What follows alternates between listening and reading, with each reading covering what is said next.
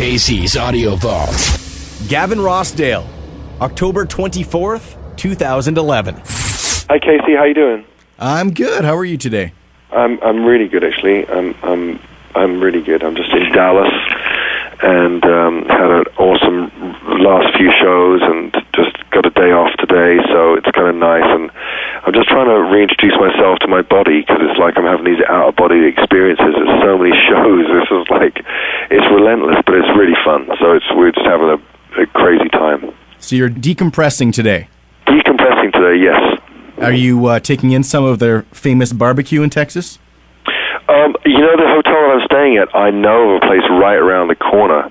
So I'm sure I'll get some pulled pork later on. But right for now, I'm just sort of, I keep thinking I should do things, but I was thinking, no, just like relaxing is good and just kicking back. So on my days off is when I can call friends and family better because, you know, on these show days, it's just the only way I can sing 6 shows in a row is just by keeping quiet all day long. So generally you do a lot of just resting your voice, sitting in the hotel room reading or TV or something? Well, I'm usually on my bus. I don't even have hotel rooms most of the time. This is sort of some days off we have a hotel room. But I just live on the bus. I like hibernating in the bus and like just coming out to play or do whatever I have to do, but just sort of, I work every day like, okay, when do I have to get off? And then I live in a cocoon. Is the transportation any different now from your solo tour or say with Bush in the 90s?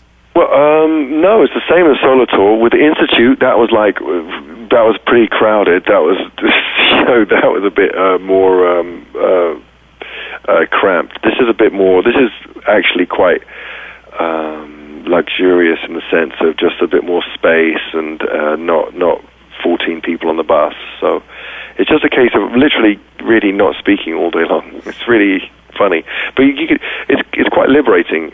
You can do so many other things. You can listen to music, you can read, you can watch films, you can write, you can do anything. You can chat on Twitter. I've been doing that crazy like blowing up on Twitter and like I sit there and answer questions and hang out and it's funny. I realized what Twitter is. It used to be, you used to play a show, right? You'd see like thousands of excited people, and it was really fun. But you'd leave, and then maybe afterwards you'd see some fans outside, the backstage entrance, whatever like that. But now with Twitter, you can really get you get pictures, you get vibe, you get people's impression of it. You know if you sucked, you know that if you did great, and it's just like further inroads into the instant life, just like non-stop, like completely modern way of living. And I was looking on your Twitter site, and I see a lot of photos from fans at shows. Do you get to kind of see yourself from their footsteps? Exactly, totally, and that's what's weird. And I'm responsible for retweeting a bunch of them because I kind of think that everyone should share them. If anyone cares to follow me or us, I'm sure they'd like pictures of the band. It's funny. I go through waves on it, and listen, by certain people's standards, I literally only have 44,000 close friends. So I think my Facebook thing is a lot bigger, but I like keeping it small. Well, and congratulations to Sound of Winter. That would be Bush's 5th #1 song at U.S. Rock Radio. It's crazy, and my 16th top 10 hit. Holy moly! I know, it's so weird. It's like I never even thought of myself like that. I don't know. It does make me sort of appreciate the road we've been on, and it justifies to me in my head why, of course, I wanted to do Bush again, and why I felt it was such unfinished business, and that I've been trying for so long to get this band back together, or to do this band, in fact, whatever incarnation it was in. You and I had talked a couple years back, and you were saying that Bush Reunion was definitely on your mind, but things were iffy with guitarist Nigel Pulsford. That couldn't end up getting settled at all? No. So the thing is that I think that I'm too loyal. I need to learn how to be more selfish. That's definitely true of me. And I had a situation where I really waited for the perfect reunion. And what I really should have done is just the solo record. I should have just worked and done it like this as a Bush record, because it made no difference. Really, it's just fine. People like the juggernaut of Bush. Almost sometimes not sure if I need to be in it. You know, people just like that band, and it's been really incredible, because you know the shows I get, like either two types of people. One is the person who never thought that we'd play again, and he loved the band and just saw us back in the day, and now I just can't see it, can't believe they're seeing us, and that's a very, very emotional thing. And then there's the other type, which is the kind of person who was maybe way too young, or like had an older sibling or something like that, got into the band, but was way too young to ever come to a show. So it's really doing that thing that is something that I'm actually really proud of, which is becoming cross-generational. That's the sign of a really successful band. So I don't know, our expectations were really low. It just was about making a record we cared about, we were proud of. And now this whole, the way that the reaction to the record and the all the crowds and stuff like that, it's just blowing us away. We're just totally shocked. So the other two guys, the other two original members, they were just kind of standoffish, because I was reading one. No, not at all. I mean, it was not. It just was simply, prioritized as you should. They prioritized their families. They just said they didn't want to travel, which is nothing. It's nothing sinister. It's nothing weird. It just is. It takes so much to do this life. It really is an incredible sacrifice. We're given an incredible life, and there's literally no complaints about it. But if I was to be honest, there is an incredible sacrifice that is made, which not everyone is prepared to make, and I totally respect that. Listen, every single band that's on the road right now is sacrificing something back from where they're from. It's just the nature of the beast, and especially in this day and age where sort of people actually buying CDs is somewhat of it doesn't make sense, like, huh? And so, you go out and you play, but it's relentless. I mean, it's pretty full on. So yeah, no animosity or nothing weird. I mean, Dave, I love Dave. He's an incredible person, and he just decided he wanted to be with his family. So God bless him. And Nigel never wanted to do it from 2002. So that was a given. That was he wanted to play on the records. But I mean, I thought that reflected really weird on us, like, So that was that. So I don't know. It doesn't seem to have mattered that much. But of course, I'm always totally respectful of them and totally grateful to them, and I love them forever. Those guys, the four of us, together, we made our lives. Were you considering going back with Atlantic? Speaking of old friends, maybe for the. Well, we were never friends with them. No, that was the worst period of our career, was with that awful label. I mean, I think they've probably gotten better now. Labels move along, and there's a couple of people there now who I do know. But no, that was a terrible time for us and a terrible label for us. So you had the choice that you wanted to do it on your own. Were you approached by any other majors? No, but what happened is I left Interscope, because I think that it's obviously a ridiculous idea to do a rock record on a major label that only cares about everything else but rock. It's just ridiculous. So it's just not the place I want to be and not what I want to do. So we're very proud, obviously, being the first band in the history of music to have a #1 record in America that's self-released. That's pretty incredible, and to be taken on, the big boys. But it's just a different time, and everyone that worked for me at Interscope, worked with me on my music, had been fired anyway. Didn't work there anyway, so there's no one there. It seems that the pop music is what sells, and it's the pop singles that sell. It's not album rock. It's a different world.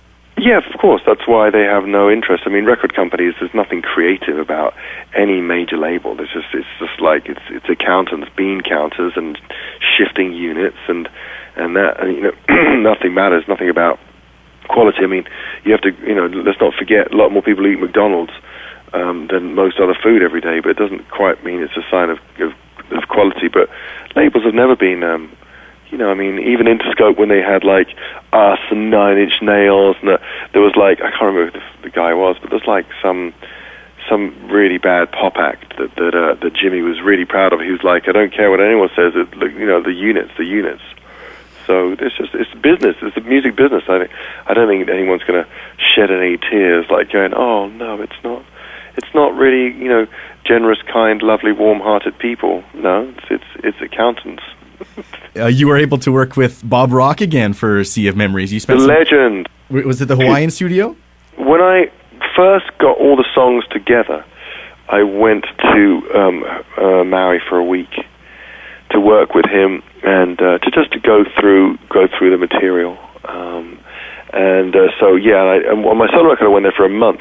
It's funny, when I went there on my solo record, he said most people can only last here 3 weeks because you go crazy, you don't know anyone. But I'm such a loner that after 4 weeks, like I'd be like sitting in the studio waiting for it to open, and he'd have to kick me out at the end.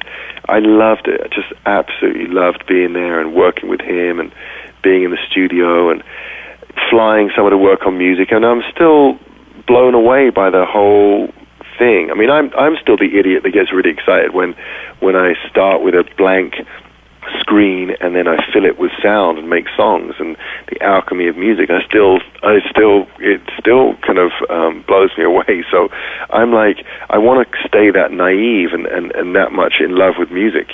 When we were speaking last time, it was for Wanderlust, and you were saying how much you enjoyed your time with Bob Rock. You were saying you'd get up and you'd have some fish tacos for breakfast and listen to some Peter Tosh and see the waves come in. That's it. That was my life. And I was staying at Willie Nelson's house as well this time. I went there to get a house, and they came back, and the girl who gets the houses for Bob's, you know, people that come out there and work with him, she said, oh, Willie and his wife heard that you were coming into town. They'd really like you to stay at their house. So I was writing some lyrics to my music sitting at Willie's house. So I was like, I was just laughing at the kind of the magic. You know what I mean? It's just like such an honor. Well, it almost sounds like there should be some marijuana. Sounds like there should be. Sounds like there would be. What's my band called again? I can't remember. Anyway, so we had an amazing time. I love him, and he is brilliant. We have such a brilliant relationship. He's always trying to put stuff in, and I'm always trying to take stuff out. It's perfect. On the Wikipedia entry, it said it took you guys about a year to make it. Is that about the right timeline? Yeah, I think so. You know, because it took basically about 3 writing sessions, I would think. You know what I mean? I write for a few weeks, then I go to see Bob, or then I pull everyone in and I'll work with someone for a couple of days and so forth, and then we go off and then we sort of do the drums, and so it sort of has it's weird. We kind of take the hard drive around and sort of move around with it, and it's just me and our engineer JR, and we just kind of, I don't know, head out different places and do different stuff and just have a great ride. You know, it's just really fun. It's just inspiring, and what a way to go to work. And around that time, I guess your wife had been working on a new No Doubt album. Was the kids running around, both parents thinking of music ideas? Was it kind of a hectic period? Yeah, it's like Led Zeppelin. It's like chaos, total chaos. I mean, I have the studio in the house, so they come up to the studio the whole time, and I get them to jump on the pedals and sing in it and in the mic and put delays on their voices and mess around and just help them enjoy it so they're not scared of a studio, and so they enjoy it and just have some, you know, inspiring time with it. I mean, it's pretty fun. If you can have a studio in the house, you might as well share it. And the kids, the 3 and 5, I guess they're talking, they're running. Are they picking up drumsticks and bongos? And picking up everything, and you know, just having a real good time, and just great people, and we're privileged to know them. I see you have a birthday coming up. Do you have any plans for Sunday? You have the day off? Well, it's my only day off before I go to Europe. So yeah, I'm going home, and I'm just gonna see Gwen. That's all I'm going to do. There's a few people coming around, having a nice dinner and hanging out, but it's just I haven't seen Gwen for too long, so it's just going to be about having her right next to me. Gavin, thank you so much for spending a few minutes with us today, and we really hope you bring the Bush Tour to Canada. You have tons of fans. Oh, we up will. here. 100,000%. We, of course we will. I can't wait. All the interviews you want on iTunes and at Power97.com. Casey's Audio Vault. Casey Norman is Power 97's music director and can be heard every weekday from 2 till 6 in Winnipeg, Manitoba, Canada. Power 97 is Winnipeg's best rock.